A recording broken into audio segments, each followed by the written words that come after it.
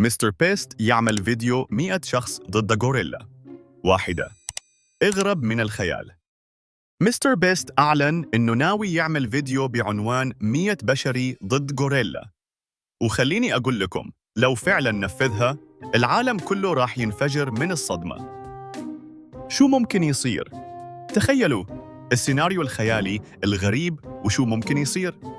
لو فعلاً تم تصوير هالفيديو فعلاً، تخيلوا بس. التحدي بيبدأ ب100 متسابق في غابة ضخمة، وكلهم يحاولوا ينجوا من غوريلا عملاقة جداً.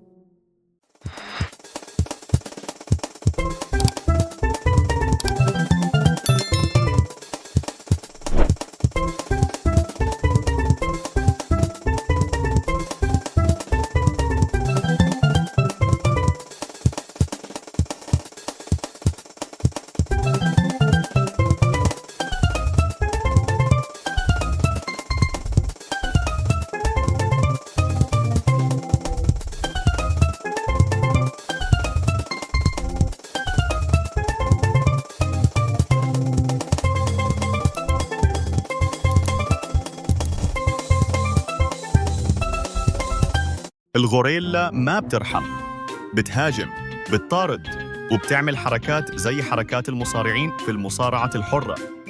وشخص واحد بينجو، بياخد جائزة $100,000. آخر من يبقى واقف راح ياخد الجائزة. وفي نهاية الفيديو الغوريلا تتعب، تستسلم، وتجلس تشرب عصير موز جنب مستر بيست. وطبعاً العالم كله يصير يتكلم عن الفيديو اللي كسر الإنترنت. غوريلا تهزم 29 بشري في فيديو مستر بيست.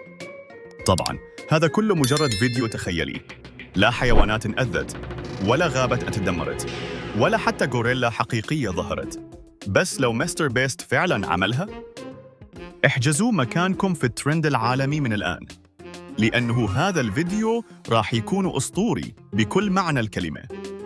لو حبيتوا الفكرة، لا تنسوا اللايك والاشتراك، وقولوا لي في التعليقات من تتوقعوا يفوز، البشر ولا الغوريلا؟